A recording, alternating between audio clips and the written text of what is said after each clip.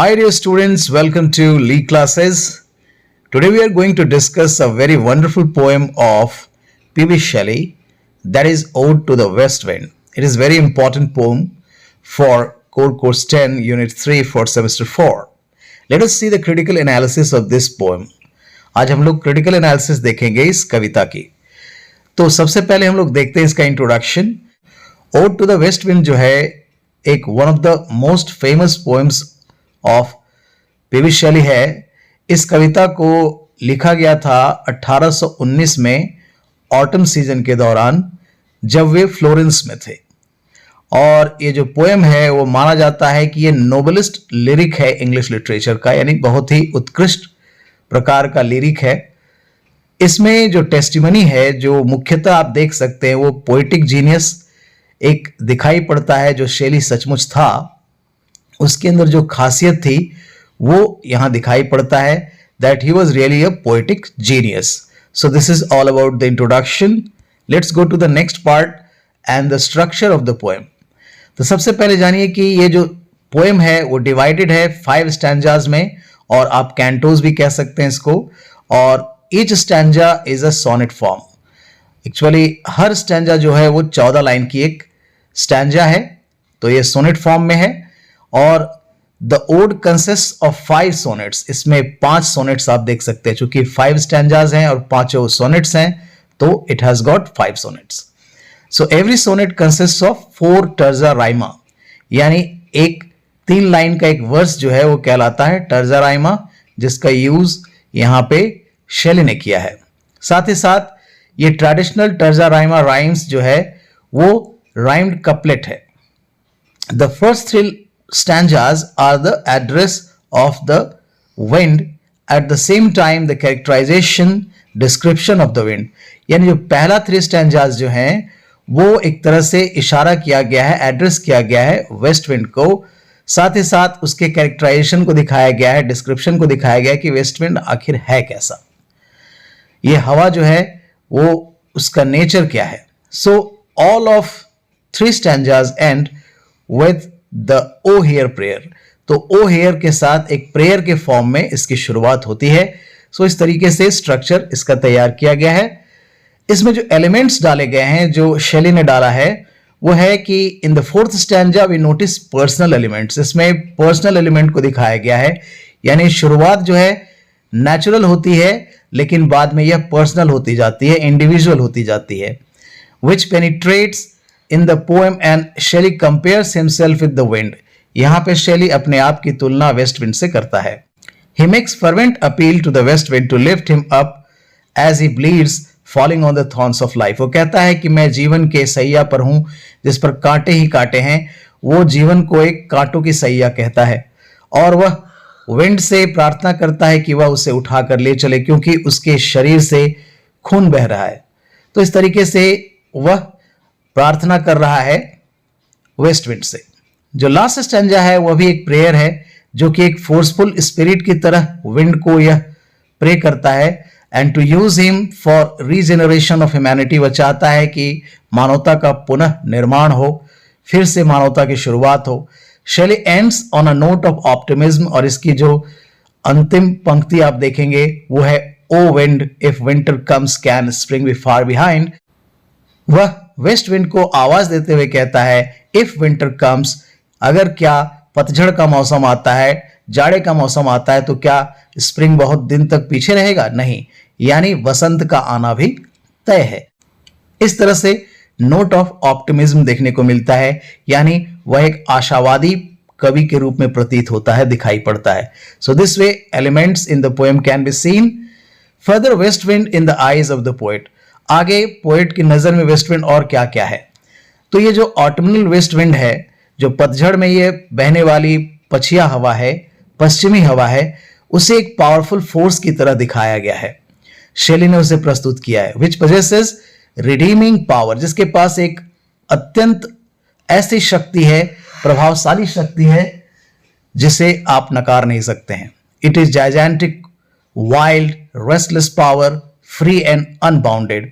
यह बहुत ही विशाल है, जंगली है, रेस्टलेस पावर है, इसके ऊपर कंट्रोल नहीं किया जा सकता.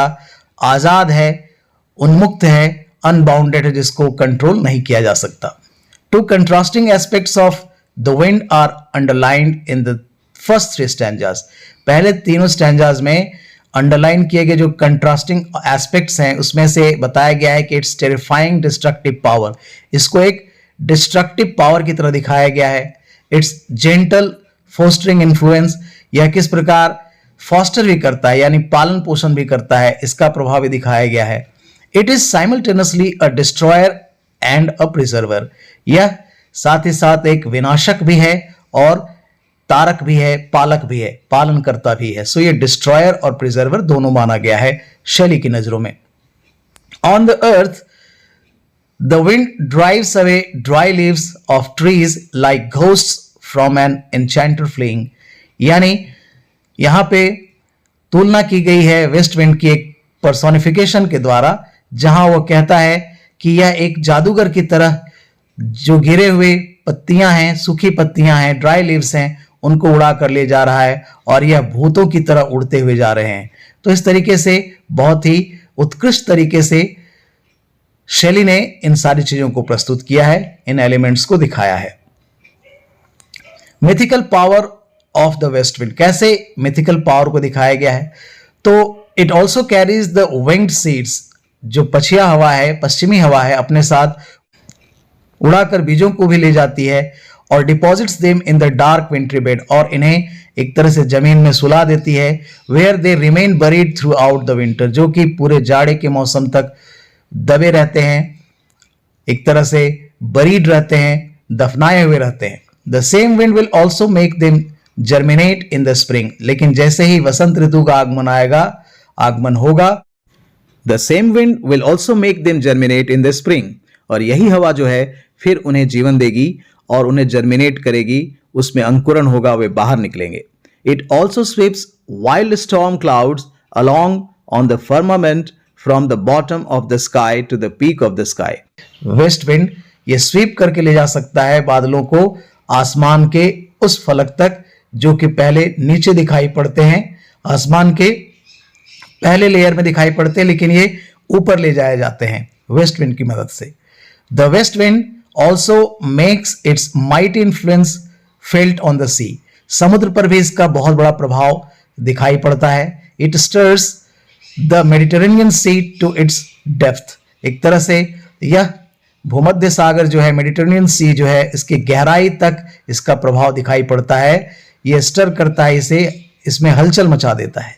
It makes a lashing progress through the waters of the Atlantic, यह अटलांटिक के भी पानी में एक हलचल मचा देता है, तूफान ला देता है, वर्ल्ड पैदा कर देता है. Dividing the mighty Atlantic's level powers into two halves, यानी अटलांटिक के लेवल को, पानी के लेवल को, पावर्स को दो भागों में बांट देता है. Its impact reaching miles below to turn the submarine nature grain fear, एक तरह से ऐसा डर पैदा कर देता है मानो कि यह समुद्र के अंदर सबमरीन हो चुका है, अंदर जा चुका है, और एक डर पैदा कर देता है.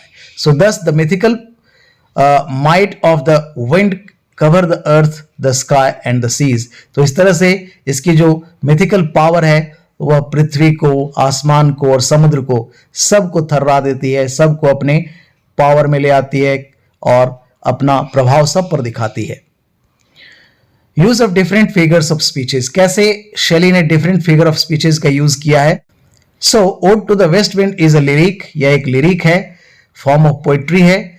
The music swells like the surge of the west wind. Shelley uses a number of poetic devices in order to bring his ideas home. अपने आइडियाज को बहुत अच्छे तरीके से प्रस्तुत करने के लिए वह डिफरेंट डिवाइसेस का उपयोग करता है. The dramatic alliteration in the opening line wild west wind. तो alliteration क्या होता है? Repetition of consonant sound, जहां की wild में W है, west में W है, wind में भी W है. So alliteration का यूज है. Announces energy and force, जो कि एनर्जी को दिखा रहा है, फोर्स को दिखा रहा है. The wind is personified and has been given a mythical stature. इसका एक तरह से विशाल स्वरूप दिखाया गया है, इसका स्टेचर जो है बहुत विशाल दिखाया गया है. The poem is replete with images and metaphors. इसमें images दिखाए गए हैं, रूपक अलंकार दिखाए गए हैं, metaphors दिखाए गए हैं. There is a rapid succession of images in the poem. लगातार हम तरह तरह के इमेजेस को देखते हैं इस कविता में, जैसा कि शैली ने यूज किया है। The poet's emotion is at the peak when he makes fervent appeal to the wind to make him its lyre. यहां पे कवि जो है भावनाओं को दिखाता है, किस प्रकार वो बहुत इमोशनल हो जाता है और उसकी पराकाष्ठा उसके मन में आ जाती है, यानी कि हाइट ऑफ इमोशन में पहुंच जाता है और वह एक फर्वेंट अपील करता है, एक प्रार्थना करता है, अपील करता है विंड से कि वह उसे अपनी वीणा बना ले। यानी कवि जो है वह वेस्ट विंड की वीणा बनना चाहता है। So his use of emotive language is noteworthy. तो यहाँ जो शैली की लैंग्वेज है वो बहुत ही इमोटिव है, फुल ऑफ इमोशन है और नोटवर्दी है, बहुत ही नोट करने लायक है, ध्यान देने योग्य है। दस by the way of conclusion हम क्या पाते हैं, निष्कर्ष यह निकलता है कि thus the poem is great composition. यह एक महान और बहुत ही शानदार कंपोजिशन है which starts with the natural and then moves to the personal. एक तरह से नेचुरल तरीके से इसकी शुरुआत होती है, बाद में यह कविता पर्सनल हो जाती है जहां पर कवि खुद को शामिल कर लेता है। Finally turning to the universal, और अंत में इसको यूनिवर्सल बना देता है, यानी वैश्विक बना देता है और शाश्वत बना देता है। Shelley deftly blends the natural, the personal and the universal theme in the same poem. इस तरह से बहुत ही कुशलता के साथ ये शैली जो है इसे नेचुरल, पर्सनल और यूनिवर्सल थीम, ये तीनों थीम इस कविता में शामिल कर देता है। It also captures the past, the present and the future. इसमें आप वर्तमान, भूत और भविष्य तीनों देख सकते हैं। So Shelley finishes this great poem optimistically, believing in the rise of humanity and change in all aspects of life and world. तो शैली इस कविता का जो अंत है वो बहुत ही ऑप्टिमिस्टिकली, आशा के साथ, इस विश्वास के साथ कि मानवता का पुनः राइज होगा, इसकी शुरुआत होगी और हर जगह परिवर्तन होगा, चाहे वो जीवन हो या संसार हो। तो इस तरीके से आप इस कविता को समझ सकते हैं। So dear students, I hope that this will be very beneficial for your exam. Thanks a lot for watching the video. Keep watching, keep sharing. Thanks again. Have a good day. Bye-bye.